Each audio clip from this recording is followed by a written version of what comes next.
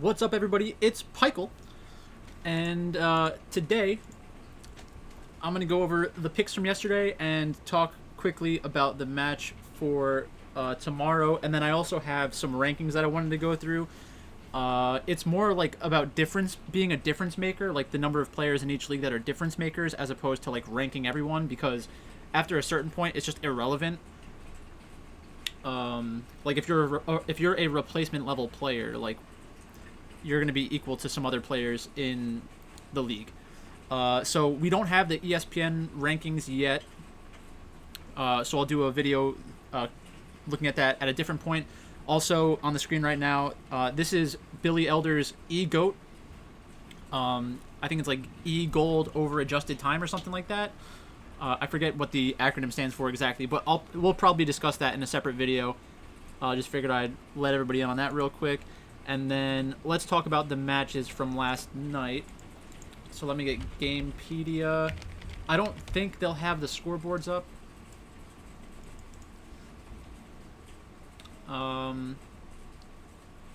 That was not the games.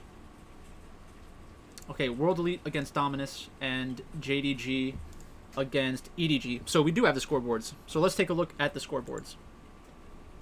So game one, we had Team World Elite against Dominus, Volibear versus Ornn, Graves, Trundle, Karma, Oriana, Aphelios, Ashe, and Leona Thresh.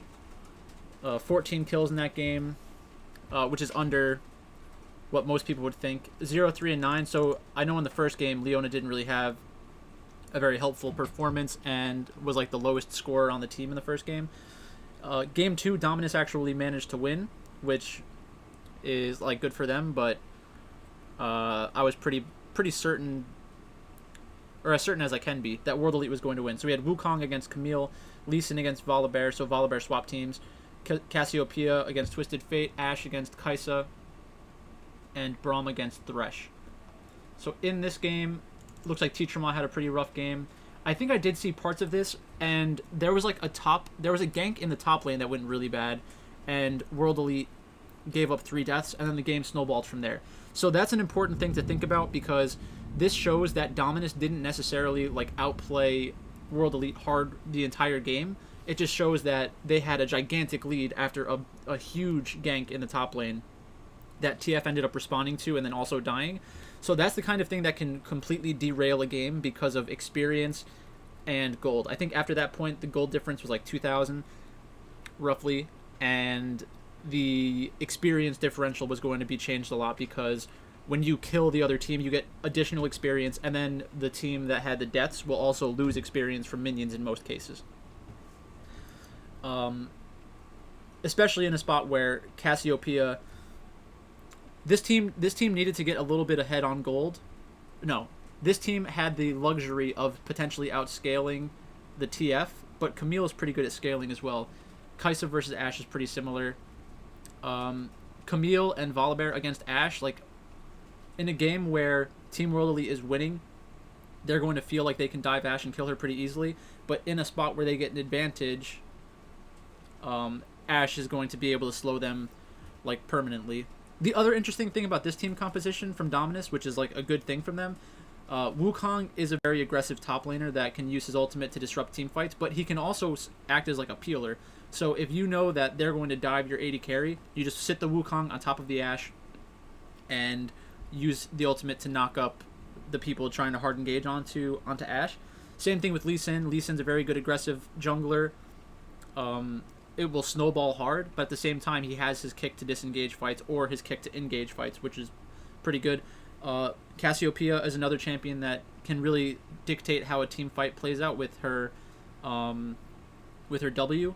It can ground the other team. So if you ground a Caixa, she can't use her ultimate. If you ground a Volibear, he can't use his ultimate. If you ground a Camille, I don't think that you can use your hookshot, and I don't think you can ult. And then if you W a Twisted Fate, I think he can't ult either. Or at least I'm not sure about that one. That one I'm really not sure about at all. But that was 17-5. Last game, World Elite against Dominus, Mordekaiser against Ornn, Graves against Trundle, Karma against Zoe. So we had Teacher Mob playing Karma twice and wins. Karma is not the kind of champion that we typically see Teacher Mob play. He's more of a global kind of player. So this is a pretty good thing to see out of him. It is also a champion that you're not necessarily going to try to win lane very hard, so that's interesting. Then we had a Jhin spotting. Not sure how good Jhin actually is. Maybe there's some kind of interaction between these champions and Jhin that they're trying to play around. Like, it does make sense with Zoe as a pick comp, so like if Zoe lands a bubble on somebody and then they fall asleep, Jhin can follow up with his W. Like, I kind of see what they're doing there, but in terms of damage, Team World Elite's composition is going to do a lot more damage in late game team fights. Zoe's kind of a burst champion with like rotational burst, where every time that she has her combo up, she can do a lot of damage. Same thing with Jhin. Jhin can do a lot of damage in spurts, but then he has like a little bit of a refractory period. JDG against EDG. So last night in my DraftKings lineup, I only played one lineup because I hate 2-game slates. I had EDG and World Elite. For that combination of teams to work, I really needed World Elite to go 2-0, so I got the game not played bonuses, and then I needed EDG to either go 2-1 or 1-2 and have all 3 games be relatively close, so that that kind of lineup could cash, or they, like, obviously if they just won outright. But I figured it was most likely to be a 2-1 or 1-2. Unfortunately, that is not how the game went. So this one looks extremely close. Volibear again. So Volibear against Ornn. They ran that back twice. That just shows a difference in opinion on how strong that champion is. So Zoom has found another champion that fits into his champion pool. Ornn and Volibear is a pretty good start to a champion pool. Let's see what else they've been running. Actually, before I do that, I want to go back into the first games and look at bans. So Team World Elite from blue side was looking for Graves first overall.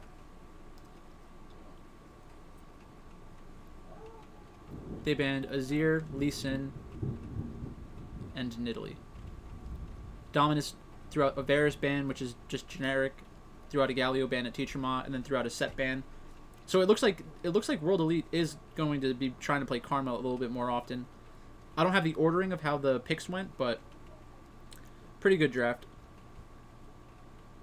Same thing, so they're banning Galio, banning Ornn for some reason. Maybe they didn't want to give up Ornn Volibear. Maybe they thought that was an option, like Beishang playing Volibear, Morgan playing Ornn.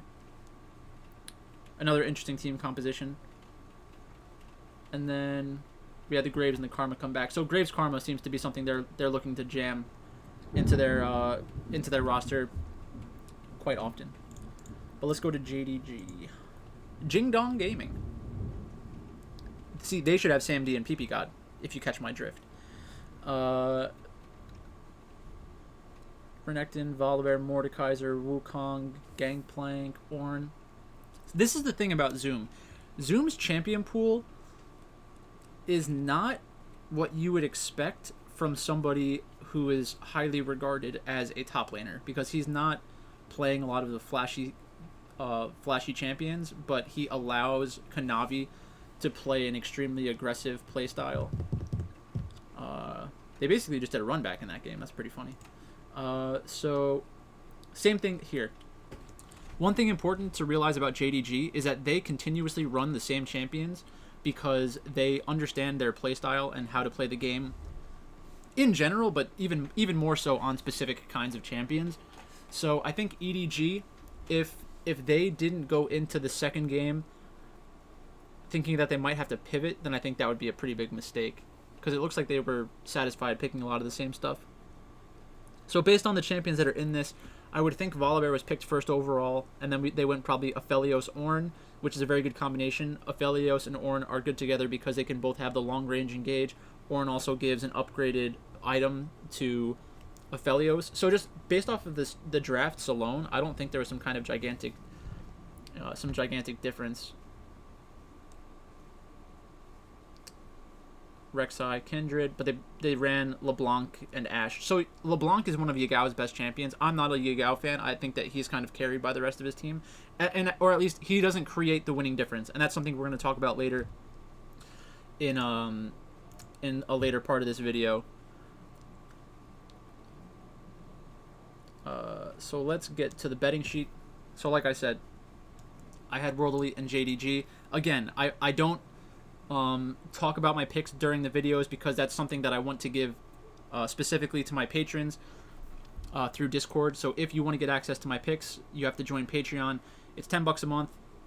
We're starting to expand the kind of sports that we're going to be talking about, and that monthly fee might change in the future. But until we start, there are a couple things in the works that we're trying to figure out. So maybe eventually it'll be a little bit higher. But for the near foreseeable future, it's going to be $10 a month. And yeah, you get access to Discord. There's a pick section in my Discord that I post my picks every day. Specifically for League of Legends, because I don't think of myself as an authority on other sports yet, at least. So let's look at tomorrow's matches. So tomorrow we have Vici Gaming against Rogue Warriors, Sunny against E-Star. Vici Gaming minus 333, that's 77%, against Rogue Warriors 29%. I think that there are a lot of people who want Rogue Warriors to be better than they are. I love Haro. I think he's a very good jungler, a very interesting jungler. Haro against Leon is a pretty good matchup for Rogue War, or it's at least it's a better matchup than most spots for Rogue Warriors. So let's take a look at the rosters. And I also want to look at like recent champion pools. Excuse me.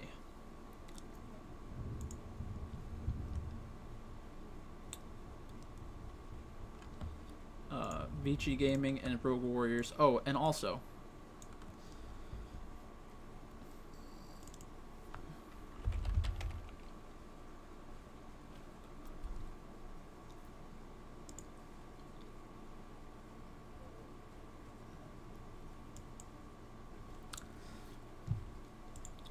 okay, so Vici Gaming, I'm just talking to P-Fish right now. He's been very helpful. Okay, so let's go to match history, and then let's see if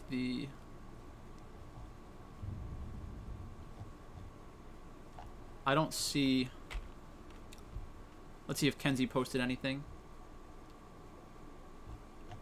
Not yet. Another guy that I check his timeline is Mr. Malmanger for the lineups. He doesn't have them either. Unlucky. So we'll just go based off of what they've played recently. So when Vici Gaming played against E-Star, I was saying I like Zika. I think that he's an interesting player moving forward. When a coach like Coma puts their faith in a player, you kind of have to as well. So in Discord, P-Fish said, feels like this could be the night Rogue Warriors gets off the schneid. But Pichael gonna be like, Vici has a great coach, so they'll win this easy.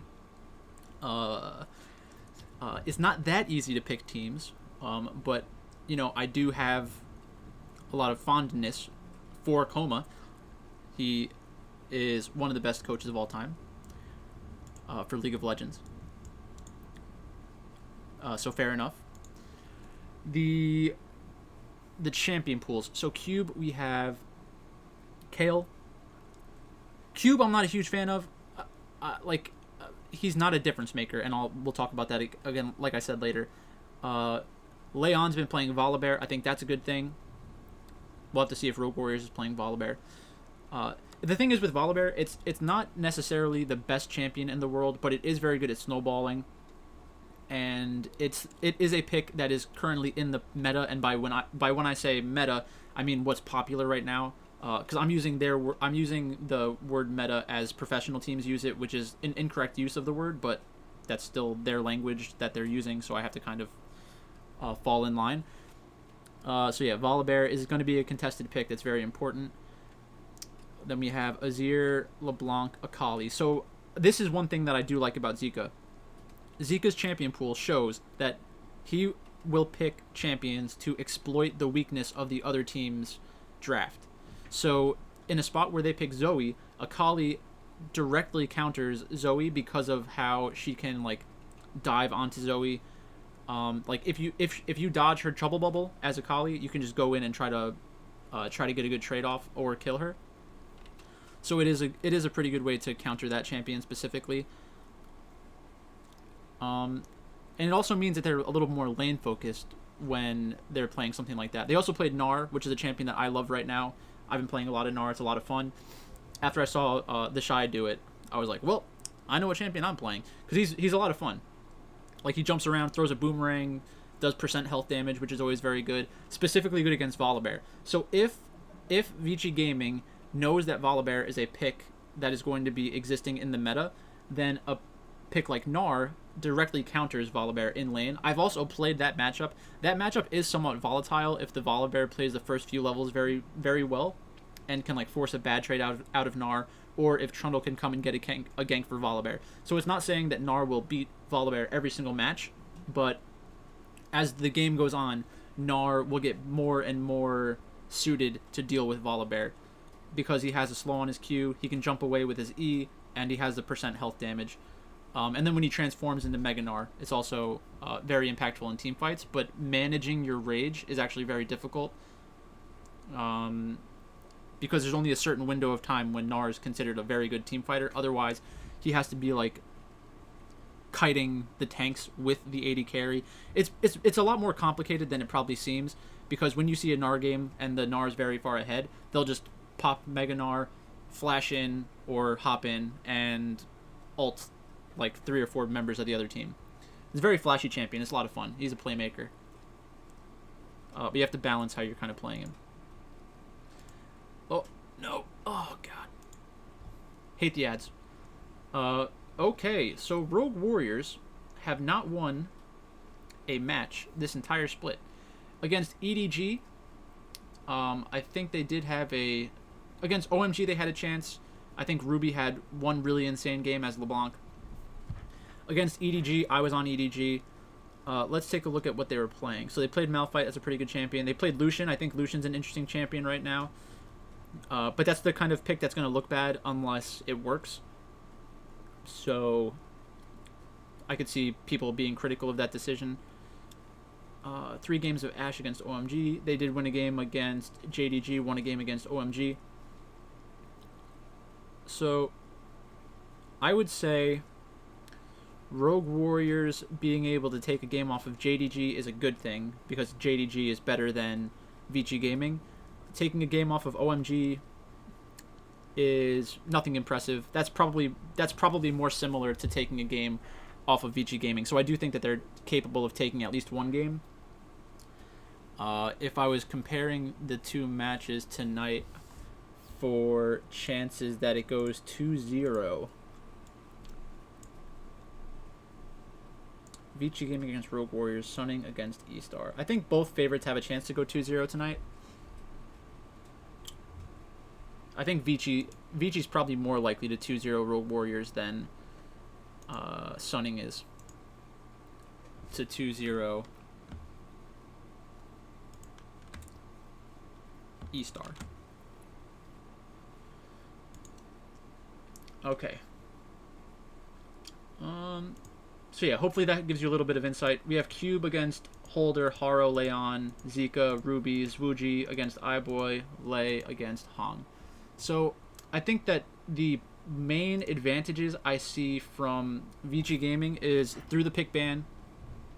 I do think that their coaching staff is better than Rogue Warriors, and I think that they've shown it with some of their champion choices, as well as their roster moves. So yeah, without giving my pick away, I think I've given you a decent amount of information to make that decision for yourself.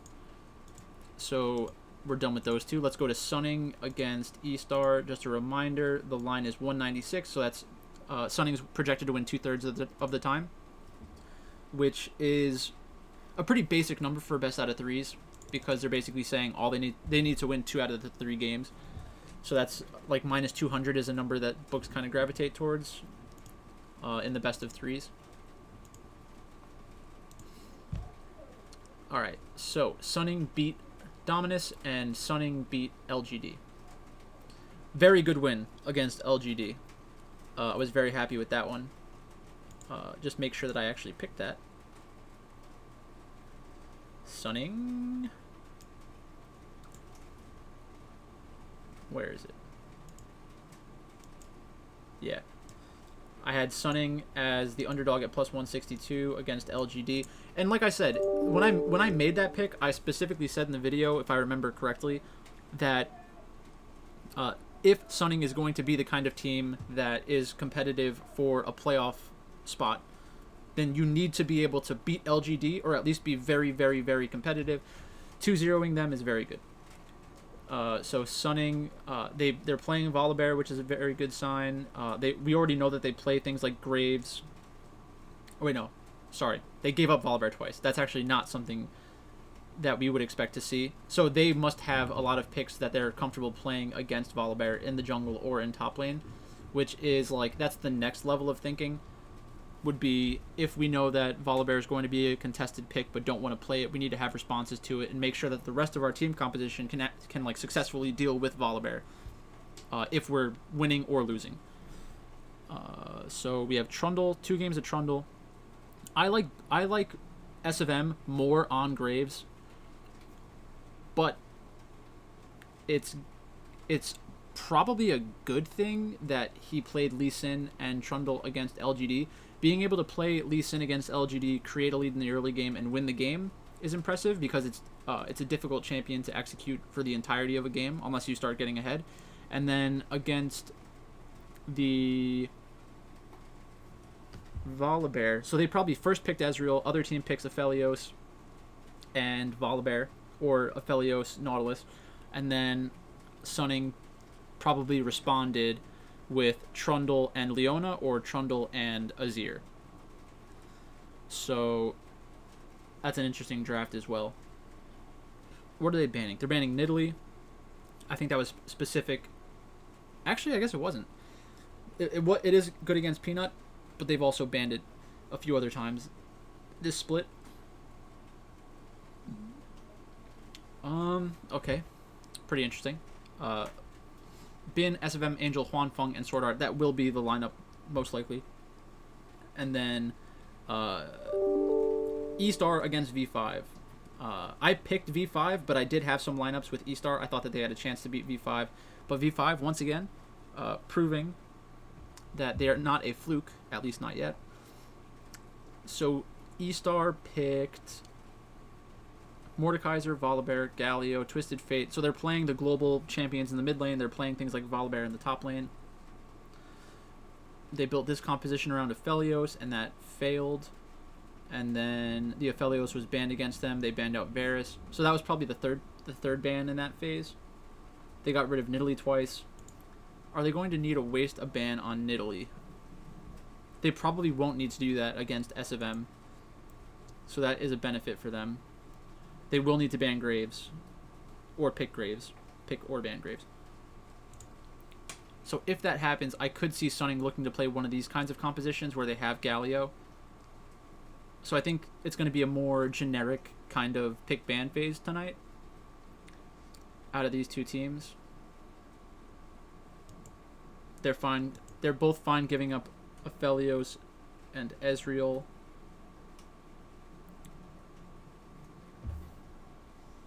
Okay. So yeah, I haven't looked at my rankings specifically, like adjusting them, but we will do that once ESPN releases their rankings.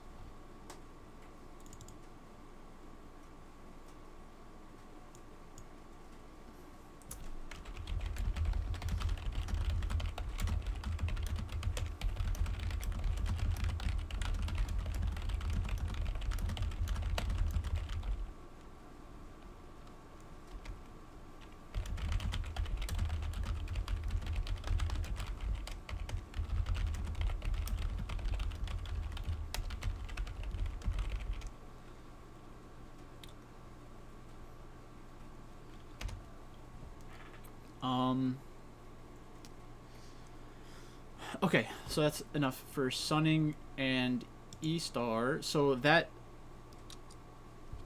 it for tomorrow's matches. Let's take a look at the rankings I was talking about. And I decided to do this yesterday.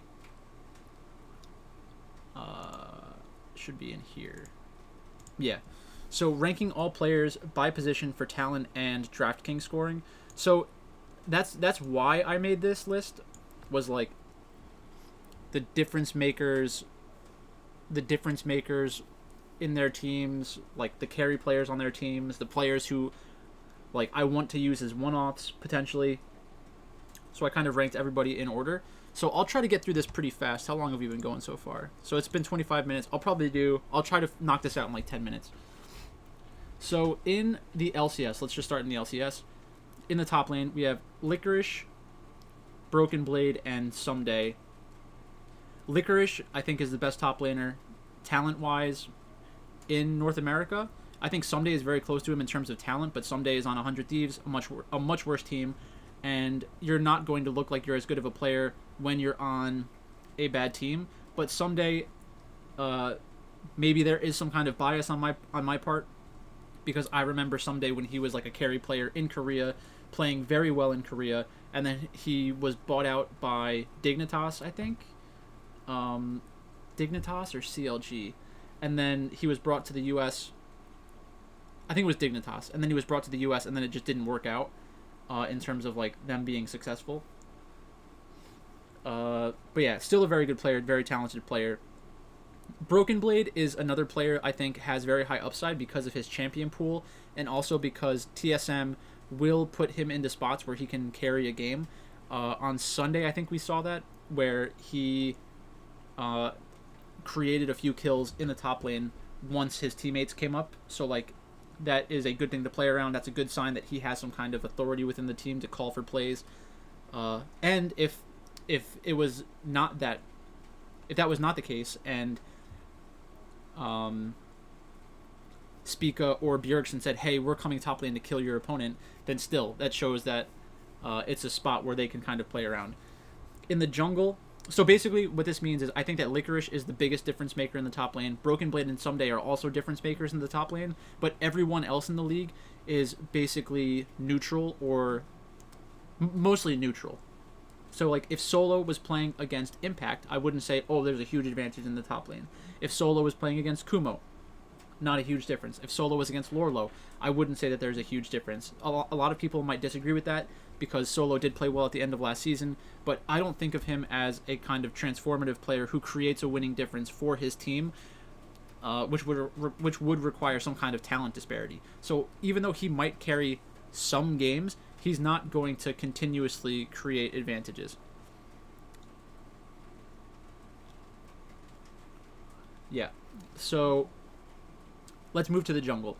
In North America right now, the two junglers that have shown consistent playmaking ability and like winning difference ability and great DraftKings scoring have been Blabber and Santorin. So most junglers will do pretty well in victories in terms of DraftKings scoring, but there's like being able to score in DraftKings and being able to create scoring opportunities for DraftKings.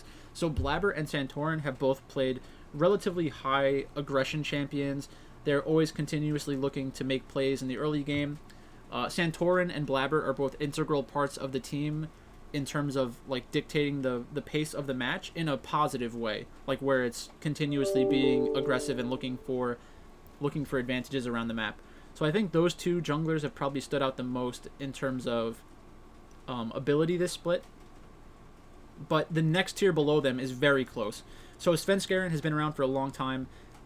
On Evil Geniuses, he's not necessarily the player who is going to be the flashiest or like really create these important moments in team fights and stuff like that. I really think Jizuke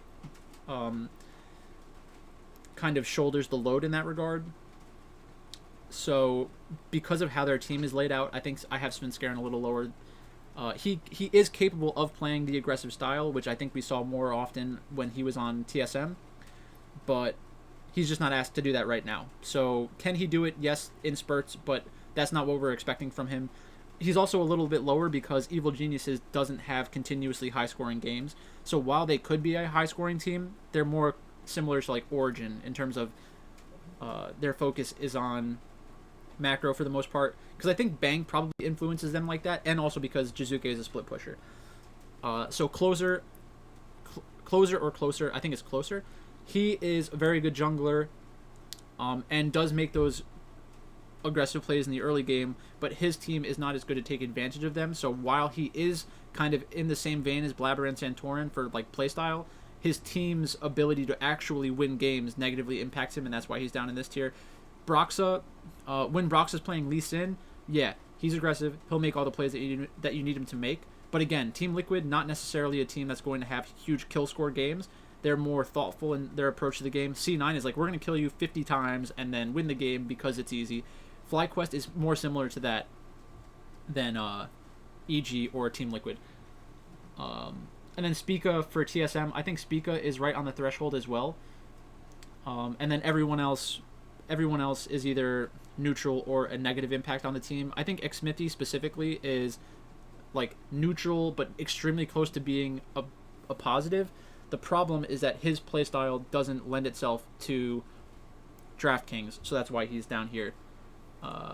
He's looking to create winning advantages through like manipulating the map and taking advantages that aren't necessarily going to result in gigantic team fights. Next up, in the mid lane, we have Power of Evil, Jizuke, Niski, and Bjergsen. I think those 4 junglers are the best in North America right now. Some people will probably say Jensen deserves to be up there as well, but I haven't seen much from Jensen in terms of being like a transformative player recently.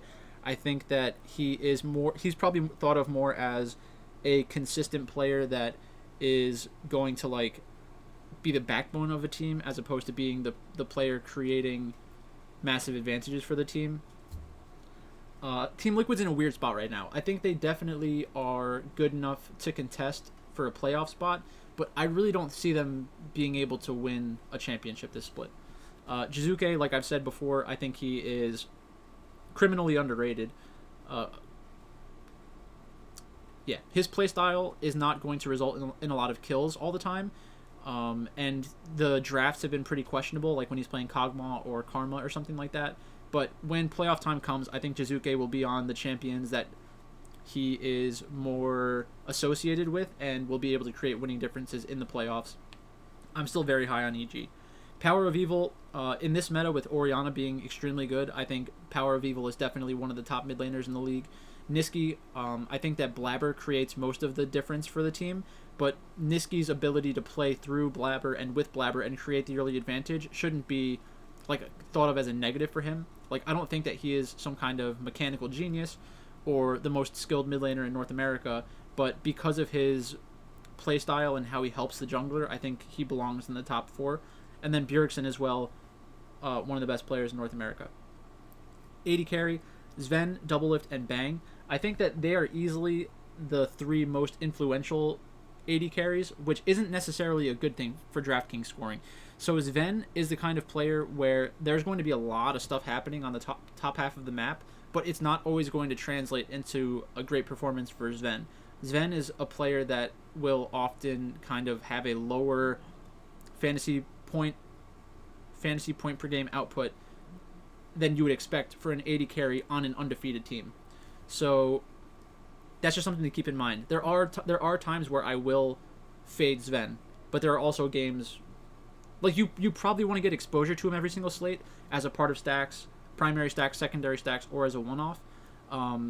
But there are times where he's actually going to kill your stack. Doublelift, similar, but TSM is more likely to give him the resources than Sven, so his success is more highly correlated with his team. I think Doublelift he hasn't been great this split, definitely, but in terms of experience and long-term impact on his team, I think if TSM is able to remain consistent and do well in the playoffs, it's going to have to do a lot with Doublelift being able to play around his team. Bang is another player. I think Bang's talent level is on another level than basically everyone in the AD carry pool. Yeah, just an extremely good player as seen in his time on T1. For support, we have Vulcan, Biofrost, and Ignar. I was on the fence. I think Ignar is one of the 3 best supports in North America. Biofrost, if you told me that you think Ignar is better than Biofrost, I would probably actually agree with you. But in terms of DraftKings scoring, I think Biofrost does better in their team's wins more often because of how important it is for TSM to have Doublelift in a successful situation in the bot lane. So Biofrost is raised a little higher because of his inclusion in TSM next to Doublelift. Ignar is a playmaker, and he is more likely to contribute to the actual winning of a game as opposed to winning you a DraftKings tournament. So that took a pretty long time. Let's get into LEC. Let's try to move a little faster. So top lane, we have Bwipo, Wonder, and Alfari. I think they're not by far, they're easily the three best top laners in the LEC. I think a lot of that has to do with they continuously look good in their games because they're on teams that win more often than not. Alfari, even when Origin is not playing well, he plays really well. So in their match this week, when Orianna had like 10 missed ultimates and Ashe couldn't hit an arrow to save her life, Alfari was on Gangplank, almost able to carry the entire game on his own.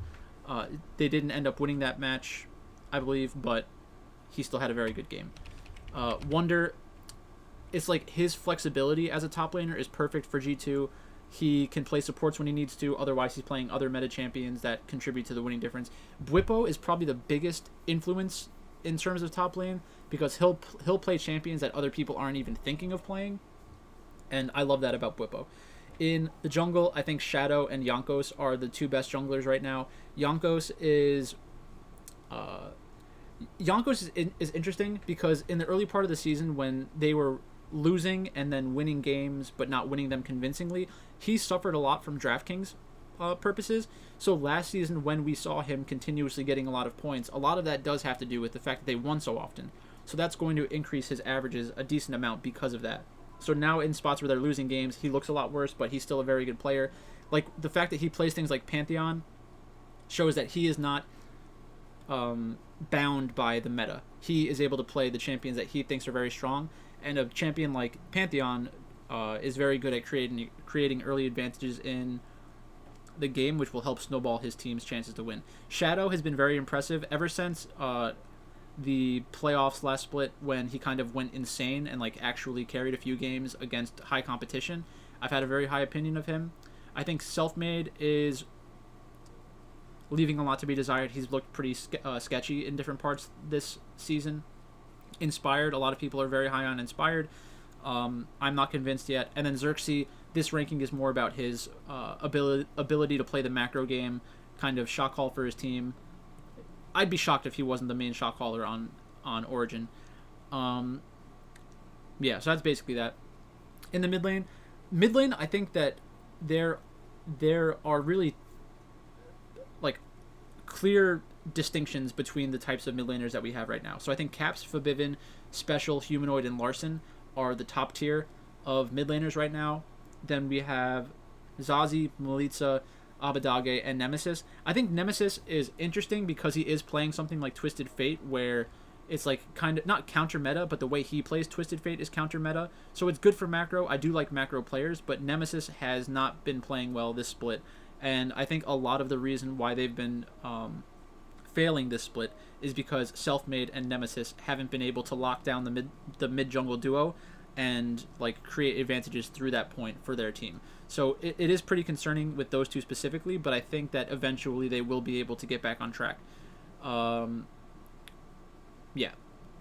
And then in the bot lane we have Perks, Reckless, and Han Sama. Based off of what I've seen, like watching these games, I think that Karzi could potentially be in the top tier sometimes, but not all the time. Also, he plays a lot of Senna, which shows that he's very supportive of his entire team and can like play a play style that suits the team, even if it's not some kind of mechanically intense champion like Senna. So he's playing Senna because it's very good, not because his mechanics aren't good enough to play other champions. I mean, with Perks, he is coming back to the role, but when he's at his best, he's going to be the best AD carry in Europe. The only two players that I think can really compete with him for that kind of title are Reckless and Han Sama. Han Sama, I'm very high on. He has had some crazy performances on Aphelios, which obviously Aphelios is a really broken champion, but You can watch him play Aphelios and then watch someone else play a more passive style of Aphelios, and you can tell how much better Hansama is for that reason. There's a lot of talk about Europe for mid laners and AD carries. I think it's pretty overblown, and I think that's kind of why my rankings look like this. But I don't have much more to say about that. In support, we have Mickey and Kaiser. This is because of the playstyles of their teams. Like, when their teams do well, they're going to have insane score lines. Like, insane score lines. And JB actually talked to me about this in one of his messages that he sent me. When he was building lineups, he does exploit the support role a decent amount. I think he's won obviously a ton of money based off of a Kaiser lineup and a Mickey lineup. And then he also did well on Brazil and in North America using more conventional stacking. But specifically in like higher stakes entries where getting the win is very important, he's looking to get double support lineups in there pretty often, which I think doesn't make sense for the larger tournaments most of the time. But when you're trying to jam as much win equity into your lineup, I definitely think that getting a double support is a good idea. But not all supports are created equal, and Mickey and Kaiser are two that you can take a chance on, because not only is their team's percent chance to win very likely, their chances of being involved in creating that lead is also very high.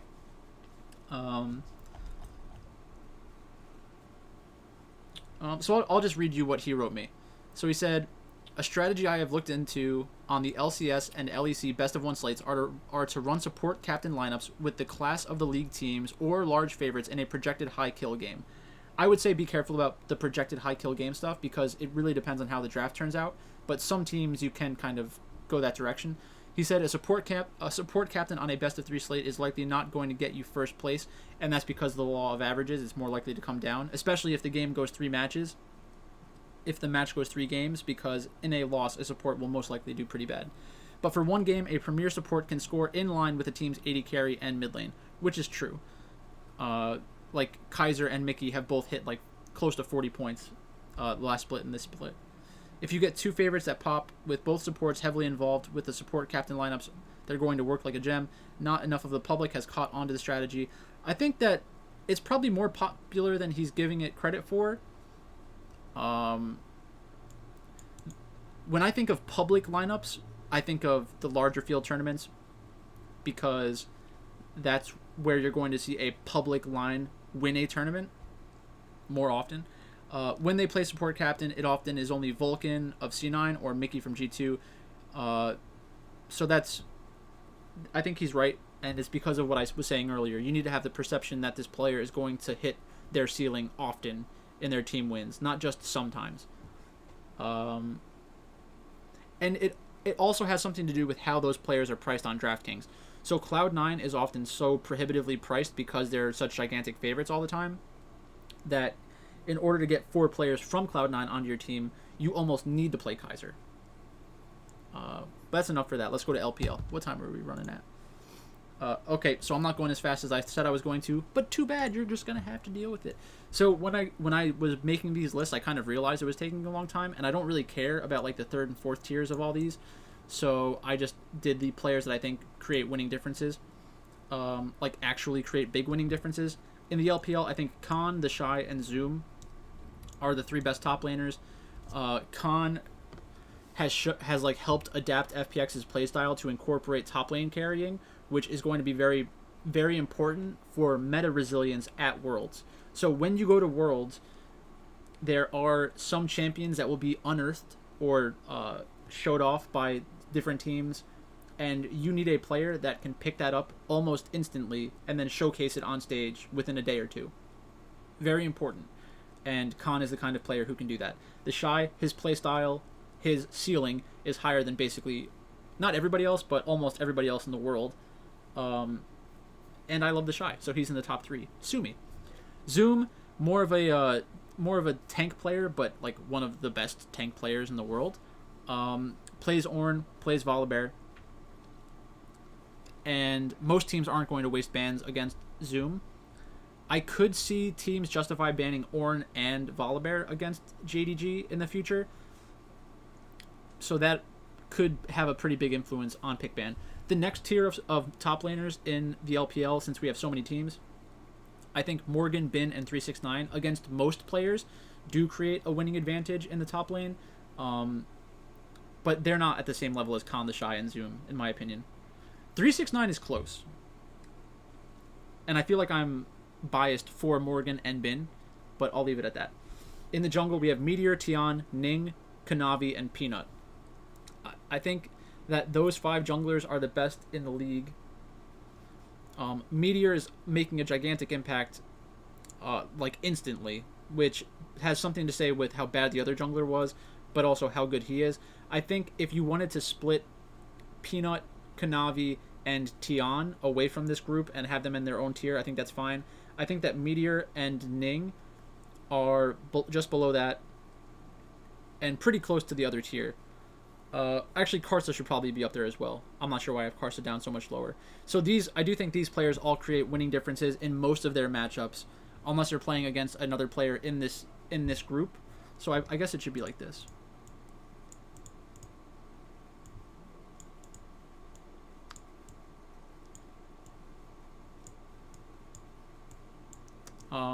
And like I said, the first 7 junglers or so are pretty similar. I think SFM has very high upward mobility in terms of how good he is.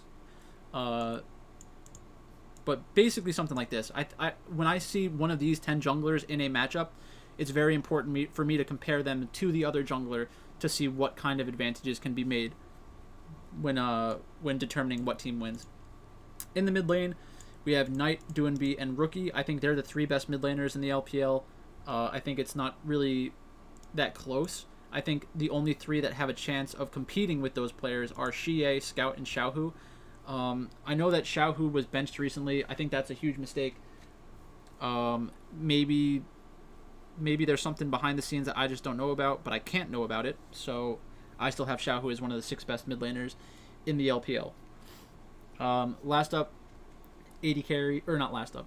Next up, AD carries, LWX, Hope, and Huanfeng. I think they're the 3 best. Wait. LWX, Hope, Huanfeng, Zhaomeng, Jackie Love, and Sam D. So the reason I set it up like this isn't to put LWX, Hope, and Huanfeng above the other 3. It's just I didn't want to run it into the next column.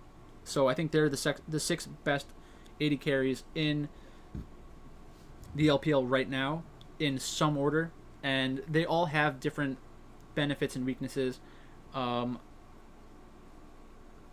Yeah.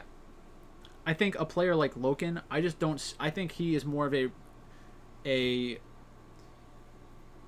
is highly correlated to his team's success, but there are a lot of games where I watch Loken and I think he's just horrible. Same thing with Puff, which is why he's not on this list. And then there was at least one other AD carry that I had that feeling about. LWX has had some pretty bad performances as well, but for DraftKings scoring specifically, I think these are the players that I want to get access to because of the player themselves, not because of what team they're on. Last up, we have Mako, Xiaoxi, Crisp, Lumao, Sword Art, Missing, Yu Yanjia, and PP God. I think those are the 8 that really, when I have them in a roster, I feel good about it, because even in losses, they'll be okay. But not much to say about supports as per usual. LCK, a significant drop-off from LPL in terms of number of teams, so it was weird putting this list together, but I think that right now the top 3 are definitely Keen, Nogri, and Kana, followed by Doran, Rascal, Summit, and Rich. So the top 3 are very talented potential carry players. Doran and Rascal, I think, will pick carry champions sometimes, but they're not carries in the same sense as the first 3. And then Summit and Rich fit the carry mold, but they're on worse teams, so I'm kind of skeptical about their inclusion in the top tier. In the jungle, I think the best junglers are Piosik, Klid, Cousin Elim. I think that's pretty clear. Tarzan would be on this list, but he is not in the LCK right now. Showmaker, Chovy, BDD, and Faker are the 4 best mid laners in the LCK. I think that's pretty obvious. Just from name recognition and being part of the best teams. I think that they're not on the best teams, which is why they're on the list. I think they make the best teams the best teams. For 80 carries, we have Deft, Ruler, Viper, Aiming, and Teddy.